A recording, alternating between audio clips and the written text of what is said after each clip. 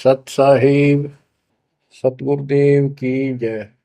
बंदी छोड़ कबीर साहिब जी की जय। बंदी छोड़ गरीबदास जी महाराज जी की जय। स्वामी राम देवानंद जी गुरु महाराज जी की जय हो।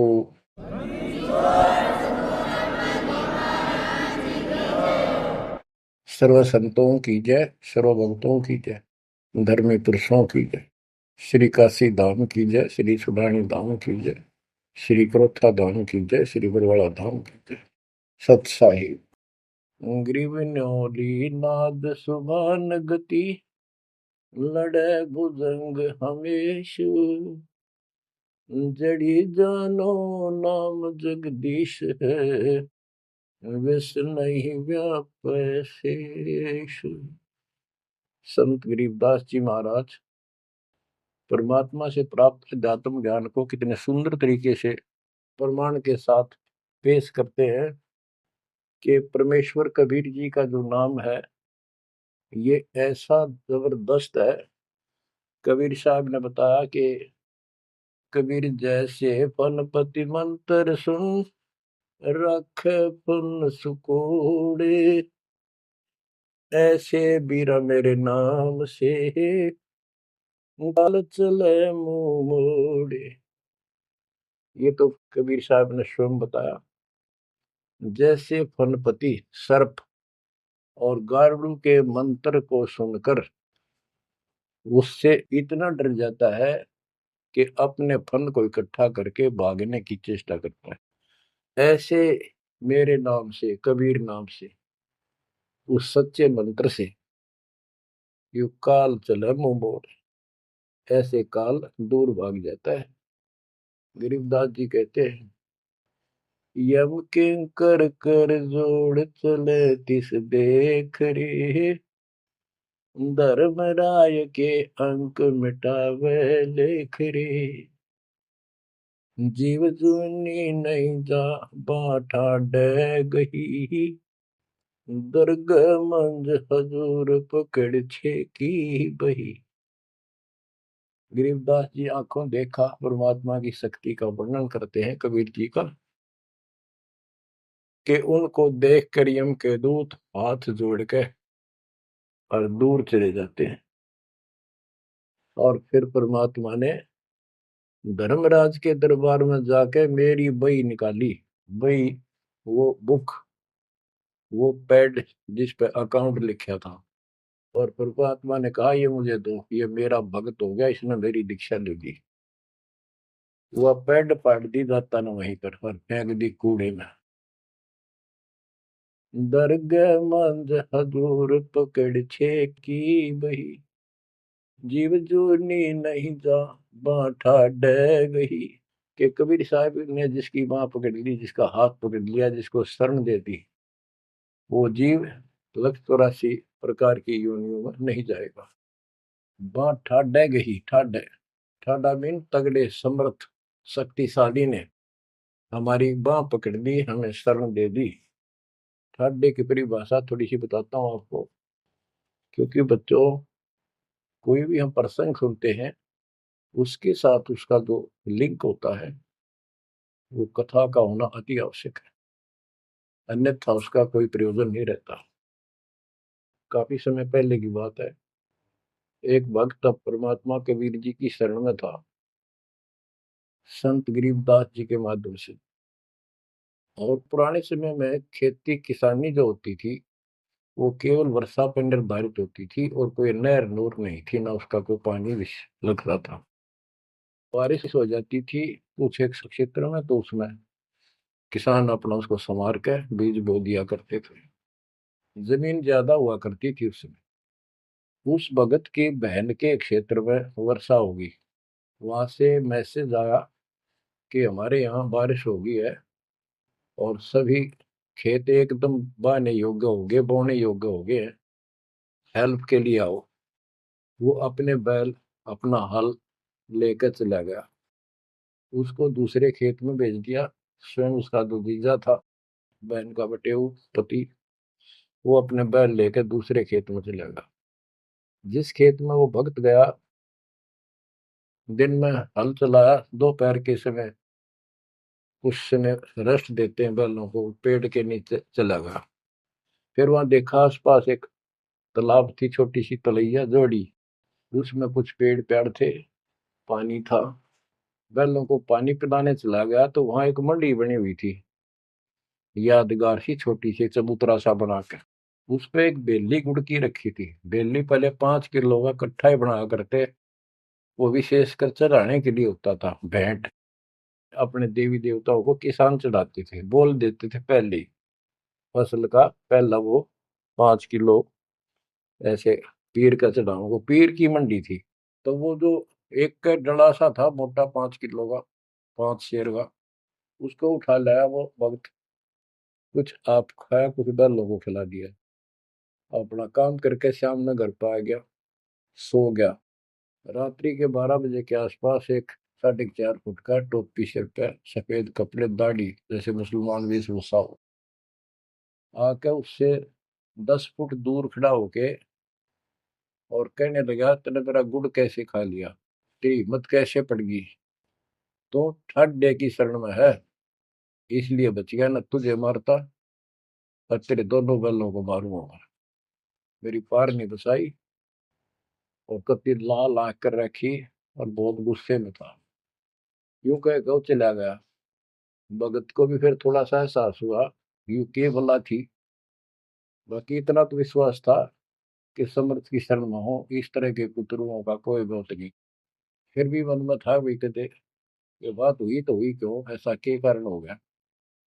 उसने अपनी बहन से पूछा कि बहन, ऐसे ऐसे उस मंडी पे गुड़ चढ़ा रखा था आपके खेत में, किसकी वहां रखी है वो आपके खेत के बराबर में, जोड़ी पे, तालाब पे। तो उसकी बहन बोली, के बात हुई भाई, क्योंकि एक बेली चढ़ा रखी थी, किसी ने गुड़ की तो रखी थी, मैं ठा लिया, उड़ा कुत्ते खाओ उसने, मन बहन आती खिला दी, कुछ आप खा ली। उसकी बहन बोली, रे के क्यों जुल्म कर दिया तेने, को उठा लिया तू वहां से, रोड दागी नु। सुनते ही भाई बोला, मेरी तो सुन ले सारी। वो एक इतने 4.5 फुट का, 4 फुट का आदमी होगा, और सफेद कपड़े पहन रखे, ऊपर टोपी, मुसलमान टाइप सा था, और मेरे से 10 फुट दूर खड़ा होगा, रात को आया।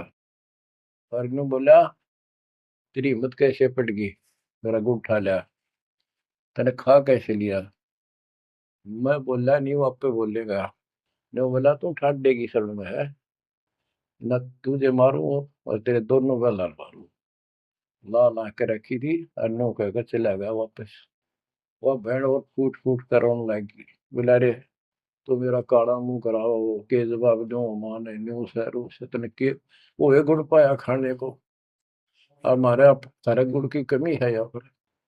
बहुत बुरी तरह लगी रो, भाई बचा कुकर मेरा भाई, अपने पति ने भी लड़न लगी, तने क्यों भेजा ही उस साइड में, तो इन्होंने क्यों ना भेजा, तने बताना चाहिए था इसको पहले।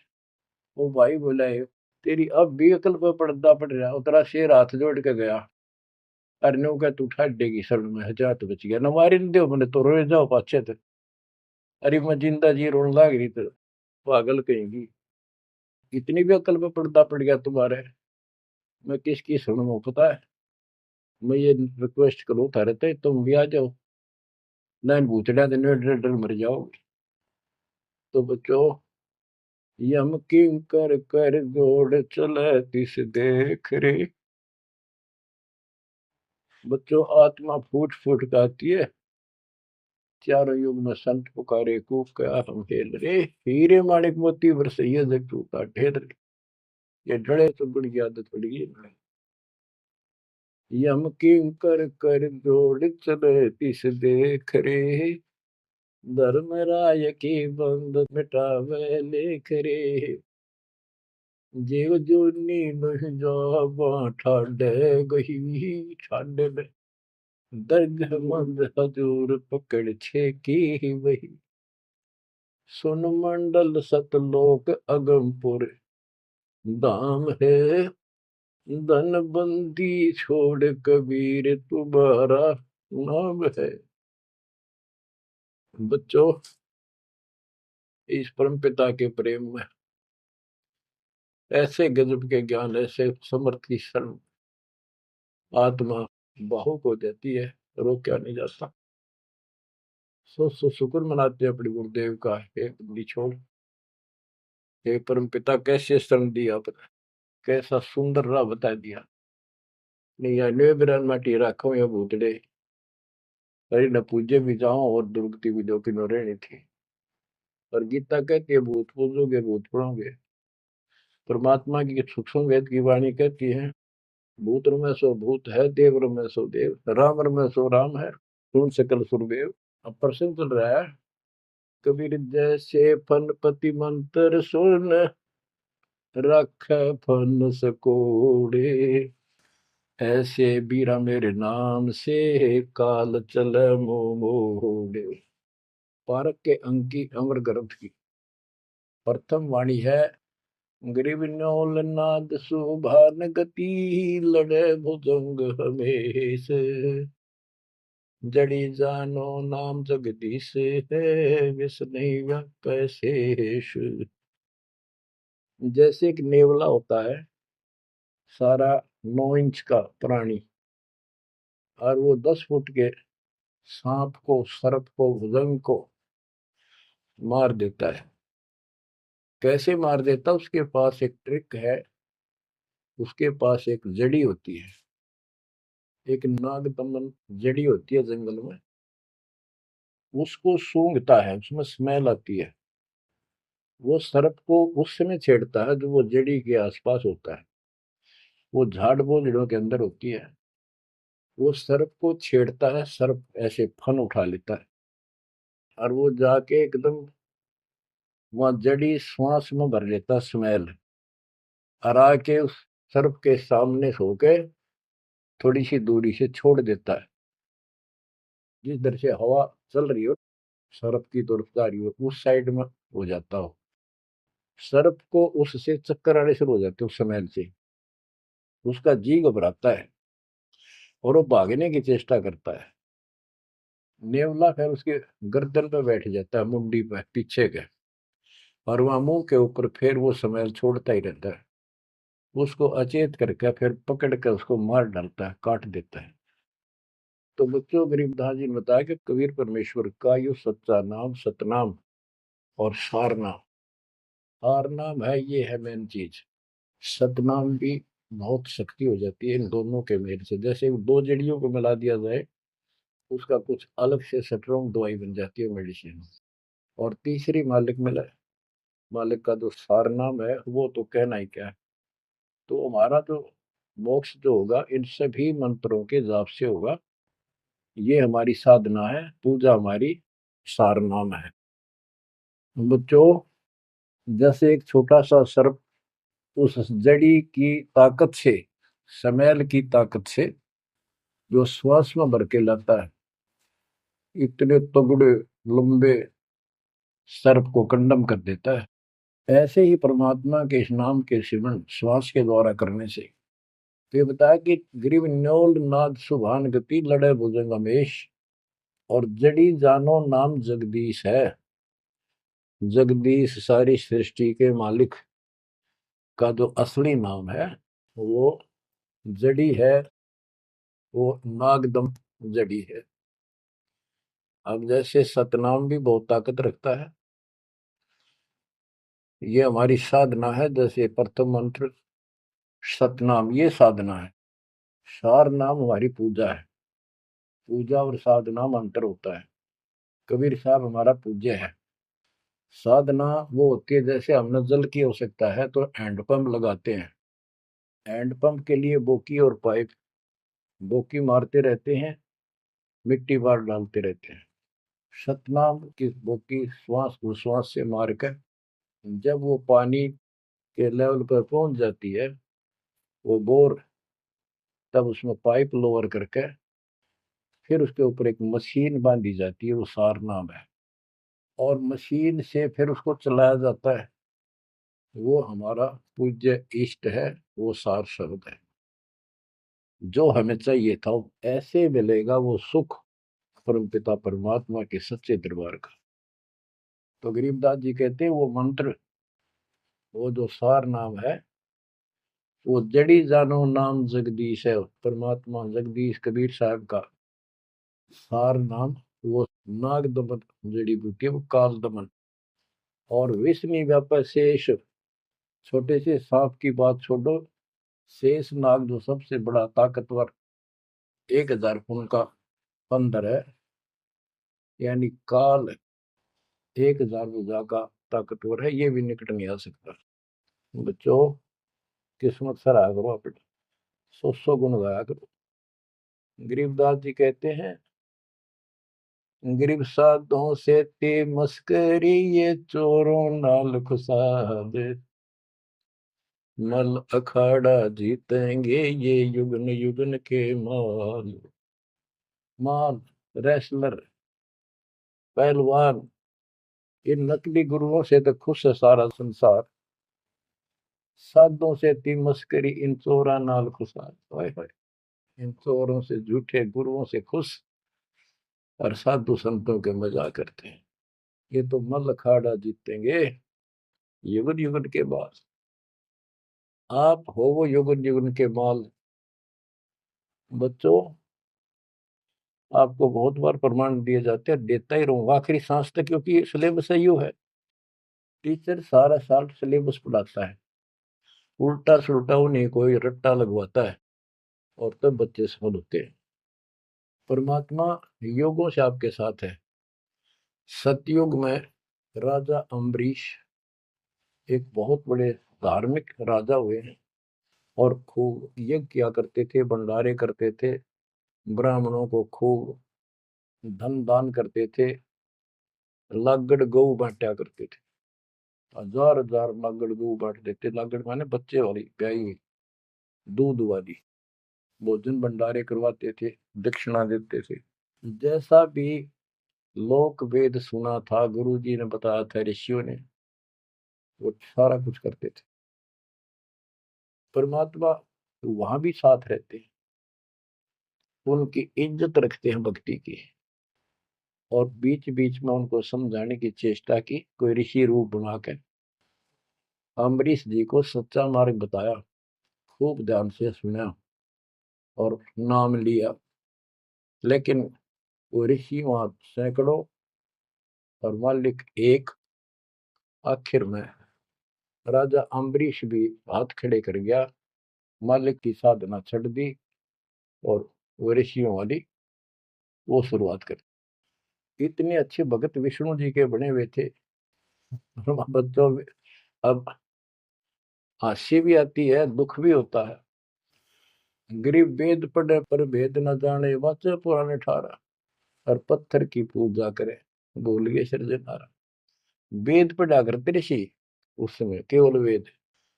पुराण तो इनकी अपनी रचना है, फिर वो सा लिखते चले गए, और सारा वेद के विरुद्ध साधना करते करते और कराते थे। विष्णु जी की पूजा करे, और गीता क्या कहती है, तो चारों वेदों का सारांश है। विष्णु 3 गुणों में से एक सतगुण है। इन तीनों गुणों की भक्ति तक गुण में माया के द्वारा जिसका ज्ञान हरा जा चुका है, यानी इसी तक सीमित है, जो राक्षस स्वभाव को धारण किए हुए मनुष्यों में नीच दूषित कर्म करने वाले मूर्ख, ये मेरी भक्ति ना करते। तो अम्बरीश वही साधना करता था, लेकिन पिछले संस्कार किसी, जैसे भी चल रहा भक्ति युग, बच्चों आप इन बातों को बार बार सुनोगे तो आपके दिल में समा जाएगी अकाड़ी सच्चाई ये है। अब ये भक्ति काल शुरू हो गया, मोक्ष काल समझो, इसमें हजारों वर्षों तक चलेगा, अरबों भगत बच्चे बेटा बेटी पार होंगे, जो चलेगा जो भी लाखों वर्ष और भी चलेगा। लेकिन वो साधना करते रहेंगे, लेकिन उनका विश्वास इतना नहीं बनेगा, वो फिर यही रह जाएंगे काल के जाल में। उन्हीं में से फिर, क्योंकि उनकी भक्ति जबरदस्त है, शास्त्र अनुकूल है, अगले सतयुग में उन्हीं पुण्यात्माओं को काल जन्म देगा, उनको पहले ऊपर के लोकों में रखेगा। ऊपर के लोकों में, स्वर्ग में देवता हजारों लाखों वर्ष वहां रहेंगे। यानी एक कोल्लू के साथ चक्कर है, चैन है, चैन। उस चैन पर जैसे डाल देते हैं, ब्रह्म लोक में गए, फिर चक्कर काटते काटते विष्णु लोक, शिव लोक, सारे अपने कर्म फोड़ के भोग के खत्म करके, फिर भी उनके पुण्य इतने बच जाते हैं कि सतयुग में जन्म देते हैं उनको। और सतयुग में भी अच्छे पुण्य कर्मी फिर राजा बनते हैं। और वह भक्ति, ये वाली भक्ति कसक और वो शेष बची ताकत फिर भी साथ रहती है। और इस कारण से भगवान भी उनके साथ रहना पड़ता है। जो बच्चा गऊ की नजर में, यूं साईं तू संत, भक्तों के पीछे फिर भक्त वत्सल भगवंत। कबीर जो जन मेरी शरण है, ताका हूं मैं दास, गेल गेल ला गया करूं जब लग धरती आकाश। तो अपने इस विधान अनुसार अम्बरीश से मिले। ठीक है, एक बार तो यह बात इतनी गजब की है, सारी ठीक ठीक लगती है, लेकिन माहौल खराब होता है। ये ज्ञान बताने वाला एक होता है, दूसरा समर्थक नहीं होता। उस दिन में वो भूल जाते हैं और इसी लोग बहका देते हैं, कहाँ सी बातें करते हो, वेदों में ऐसा कहीं नहीं है, वेदों में ऐसा नहीं है।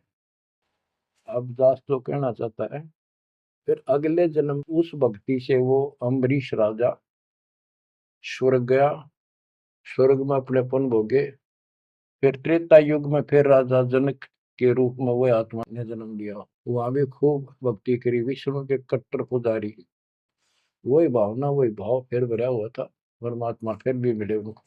लेकिन राजा और सिद्धियां इतने ठाठ बाट और बकाने वाले वो गुरु निरे ऋषि हमारी ऐसी घिस काट रखी काल में, हम ऐसे मूर्ख बना रखे, थोड़ा सा भी सुख हो जाए, कोई प्रभुता कोई पद प्राप्त हो जाए, हम खुद भगवान बन जाते हैं। लेकिन पिछली धार्मिकता के अनुसार हम कुछ धार्मिक भी बने रहते, लेकिन रहते वही के वही। और अम्बरीश राजा इतने अच्छे भगत थे, पिछली सिद्धि शक्तिमान की वो भक्ति की सही थी। एक बार दुर्वासा ऋषि ने उनके ऊपर सुदर्शन चक्कर छोड़ दिया। दुर्वासा कहता था कि तू ये साधना छोड़ दे, मैं बताऊं वाह कर। अम्बरीश ने हाथ भर ली पर छोड़ी नहीं। अगली बार गया, उसने गुस्सा हो गया कि तू मानना नहीं मेरी बात, तेरा सिर काट दूंगा, इतना गुस्सा। सुदर्शन चक्कर छोड़ दिया। सुदर्शन चक्कर राजा अम्बरीश के पैर छू के और दुर्वासा ने मारने खातिर वापस चाल पड़ा। दुर्वासा भागता फिरा तीन लोक में, कितने उसने गुफा नहीं मिली जरा बच जा, कुछ संरक्षक नहीं पाया। परमात्मा कबीर जी ने विष्णु रूप बनाया, एक सवाल आ दी, एक मिनट में क्या कर दी कर दिया बोलो में। दुर्वासा ने देखा भगवान विष्णु बैठे, वहीं पहुंच गया और कंप पे डांक ठोक रखी, मन बचा लो भगवान, बचाओ मुझे, सुदर्शन चक्र मुझे मारेगा। परमात्मा बोले क्या गुस्ताखी कर दी, क्यों मार रहा है तेरे को। फिर वह सारी कहानी बता दी। भगवान बोले कि भक्ति के भाव से चलो, ये ताकत से नहीं चलता ये मार्ग।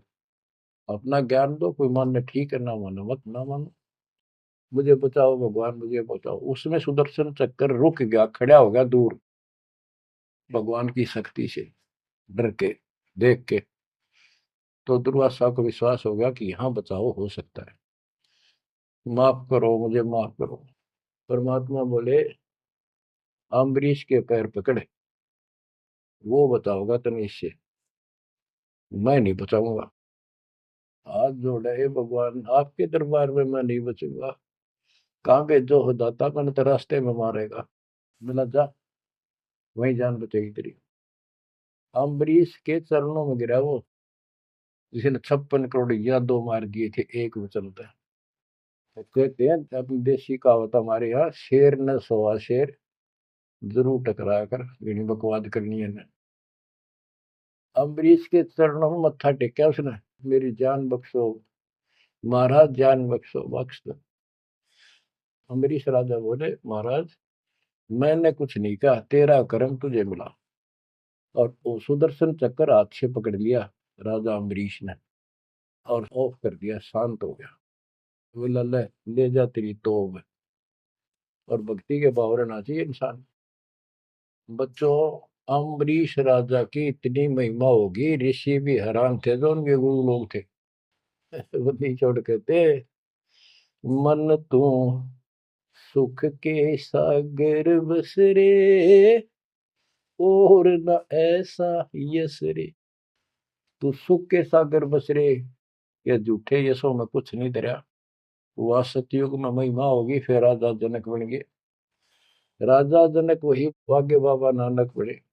जब एक सुखदेव नाम के बाल ब्रह्मचारी माँ के गर्भ से भक्ति ले रहे थे और आकाश में उड़ जाने की सिद्धि थी। उस अर्धी की गांठ से पंसारी बढ़ जाते ये अपने बराबर किसी ने नहीं समझा था। राजा जनक के पैरों में पड़कर स्वर्ग तक जाने का विरोध करवाया।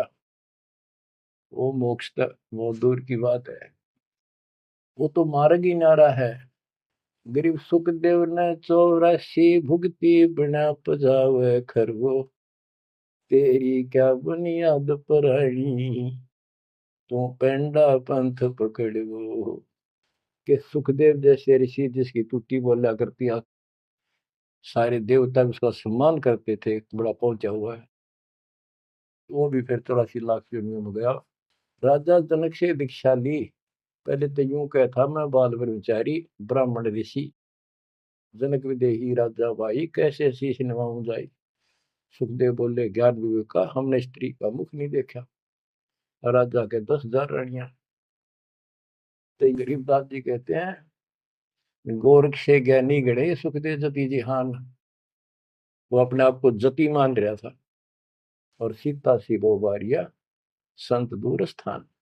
संत के घर बहुत दूर है, इन बात का तो नहीं भाई इसने ब्याह करवा रखा है, इसका न्यू हो रहा था, ये संत कैसे हो सकता है।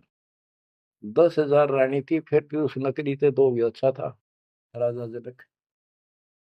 बच्चों ये मूल ज्ञान है, ये निचोड़ है, निष्कर्ष है, ये तत्व ज्ञान है। और राजा जनक रूप में बहुत गणे यज्ञ किए, बहुत प्रमाण है पुराणों में। बहुत धर्म भंडारे लाए, यानी दूध वाली गाय बाटी साधु संत, तो वो धर्म पुण्य बन गए।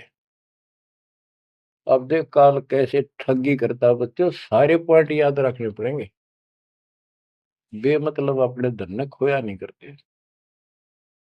राजा जनक और सुखदेव विमानों बैठकर स्वर्ग जान लग रहे। रास्ते में 12 करोड़ आत्माएं नरक में तंग पा रही थी, हाहाकार मचा रोवे। राजा जनक ने कहा ये आवाज कहां से आ रही है चिल्लाने की, रोको मेरा विमान रोको। रोक दिया। उनको बताया गया कि यहाँ एक नरक है, उसमें 12 करोड़ आत्माएं जीव अपने कर्म दंड भोग रहे पाप। राजा ने कहा इनको छोड़ दो, इनको कष्ट ना दो। तो वहां जो उनके साथ गए थे देवदूत यमदूत, वो कहने लगे जी यहाँ आपका हुक्म नहीं चलता, यहाँ का राजा धर्मराज है, उसके आदेश से सब कुछ होता है। बोला या तो मुझे इस नरक में डाल दो, मुझे भी यहीं छोड़ दो, ना इनको निकाल दो। धर्मराज तक बात गई। धर्मराज जी वहां आए, बात सुनी। धर्मराज बोले राजन अपने अपने कर्मा का फल सब न भोगना पड़ता है, ऐसे नहीं कुछ हो सकता। तो राजा आकड़ गया। भाव यानी एक परमार्थी भाव, परमार्थ भी हिसाब का होना चाहिए, तो आदमी कोई परमार्थ नहीं चला गया कि मैं या तो मुझे यहाँ छोड़ दो या इनको साथ लो मेरे।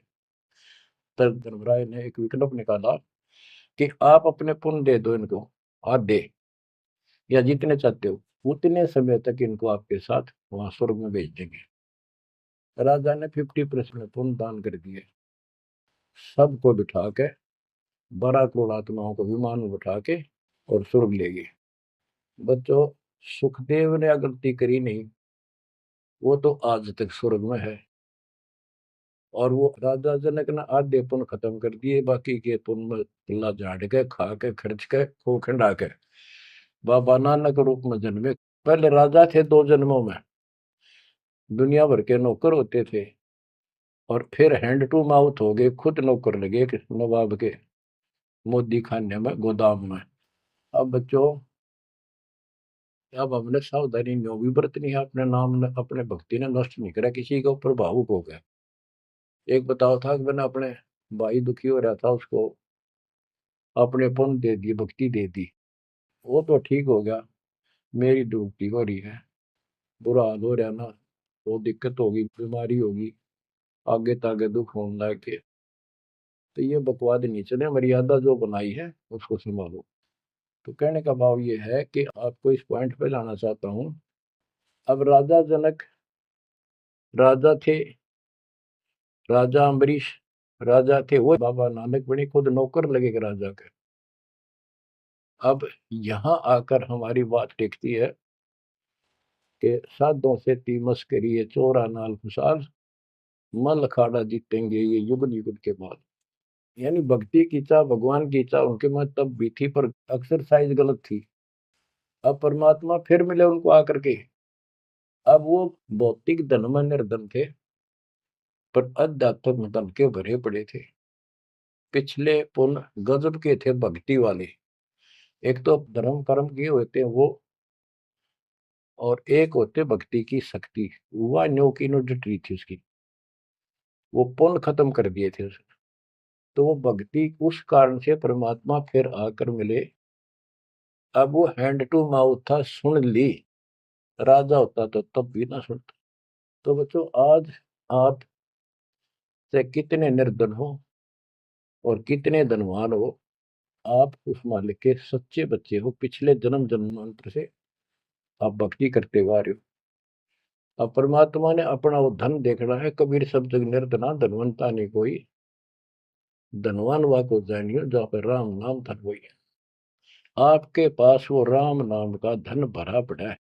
और जैसे सुकुच मीन मिलता नहीं भाई, स्वाति सीप सब ऐड ही जाई। सुकुच मीन सतगुरु हो आया, जिन परमात्मा का भेद बता।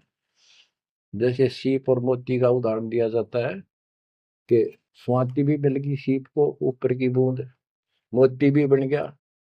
लेकिन एक सुकुच मीन जब उसमें टक्कर ना मारे, उसने खुल नहीं, तो वह मोती माए गड़ गया और वह सीप भी मर गया। तो बच्चों, ये भक्ति धन थारा इब कभी नहीं गड़ मर जाता, सतगुरु ना मिलता था। तो अब आपका वो मोती सुरक्षित है। अब कहते सुकुच मीन सतगुरु हो आया, जिन परमात्मा का भेद बता। तो बच्चों, फिर बाबा नानक को मालिक ऊपर लेकर गए और उनको वो सच्चा राह बताया। उसके बाद उनकी जिंदगी बदल गई। यानी पहले वकील हो रहे थे काल के, सुने नहीं थे। अब जो बाबा नानक जी हिंदू धर्म में जन्मे थे, खत्री गोत्र था, और भगवान विष्णु कृष्ण राम कुर्बान थे इनके ऊपर। गीता का पाठ ब्रजलाल पांडे से पढ़ा करते थे और गीता पढ़ते थे।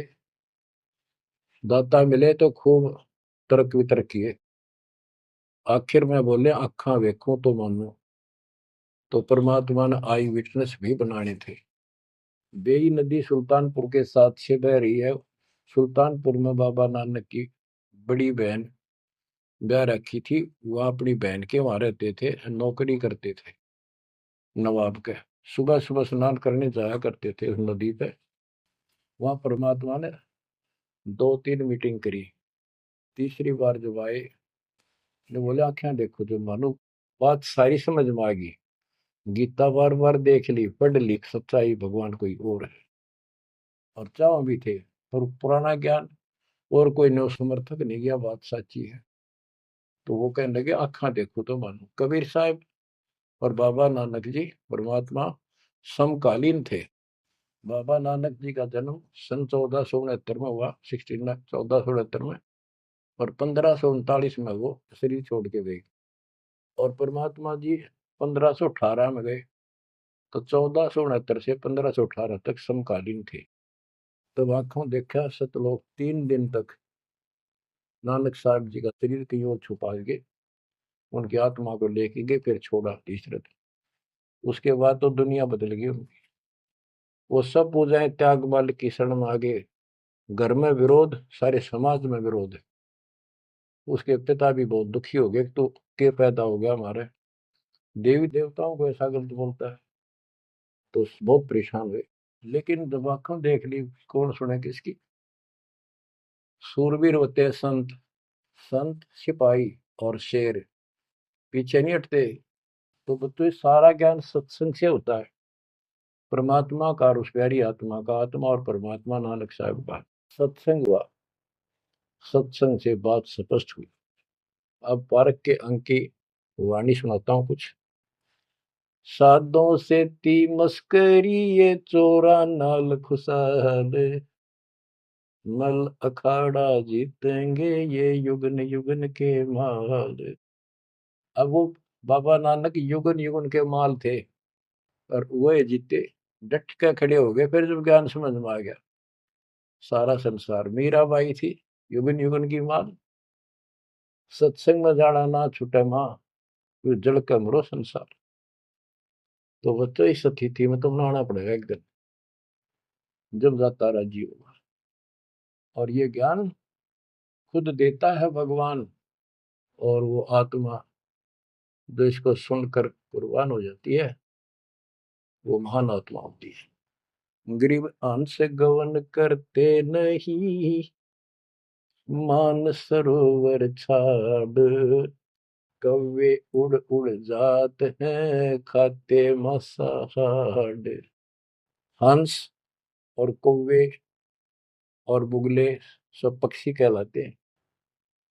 हंस उस मानसरोवर को नहीं छोड़ता जहां उसका आहार मोती होते हैं, और कौवे वहां टेके नहीं, क्योंकि उन्हें तो जगह जगह जाकर मांस खाना, हाड खाड़े हाडों का मांस चाटना, किसी पशु के जख्म में चोंच मारना, ये कौवे जैसी व्यक्ति के लोगों का स्वभाव होता है कि दुखी उनका अपना उल्लू सीधा हो, स्वार्थ सिद्ध हो, ताकि अगला कितना दुखी हो। ये कौवे जैसे जीव होते हैं। अब यहाँ बताते हैं, कबीर साहब कहते हैं, गरीब अंश गवन करते नहीं, मान सरोवर छाड़, कौवे उड़ उड़ जाते हैं खाते मांसाहाड़। गरीब मान सरोवर मुक्ति फल, मुक्ता हल के ढेरे, कौवा आसन न बंद जब भूमि दीन सुमेरी। गरीब कौवा रूपी बेक है, ना प्रतीत यकीन, 68 का फल मेटे करे भये दीन बेदीन। गरीब हंस दशा तो साध है, सरोवर है सत्संग, मुक्ता हलवाणी चुगे फिर चढ़त नवेला रंग। अब स्पष्ट कर दिया कि ये सत्संग जो है ये मान सरोवर है, और भगत साध ये हमारे हंस हैं।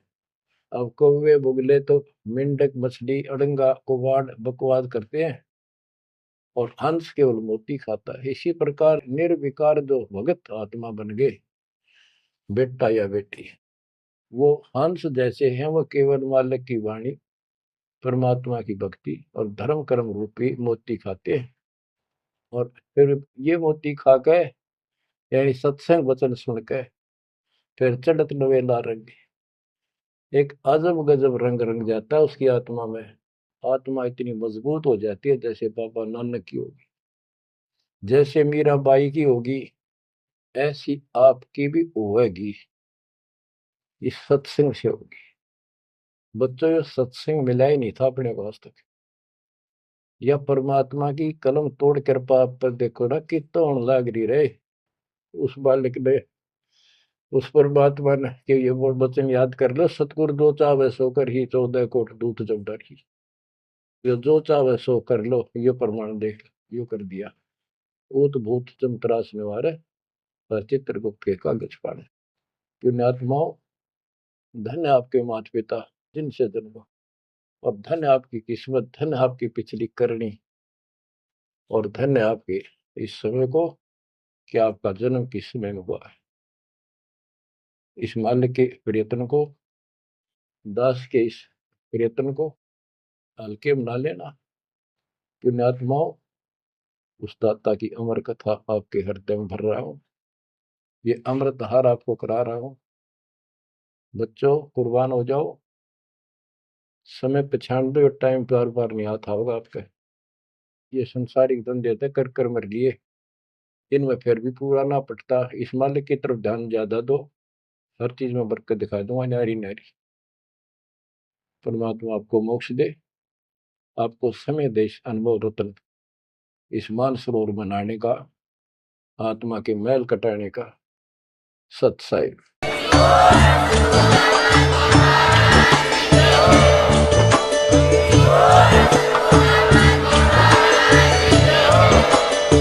सुन रहे थे जगत गुरु तत्वदर्शी संत रामपाल जी महाराज जी के मंगल प्रवचन। अधिक जानकारी के लिए विजिट कीजिए हमारी वेबसाइट www.jagatgururampalji.org। संत रामपाल जी महाराज जी के शुभ आशीर्वाद से पूरे विश्व भर में 500 से भी ज्यादा नाम दीक्षा केंद्र हैं, जिन पर संत रामपाल जी महाराज जी द्वारा ऑनलाइन निशुल्क नाम दीक्षा दी जा रही है। अपने नजदीकी नाम दीक्षा केंद्र का पता करने के लिए संपर्क करें 8222880541।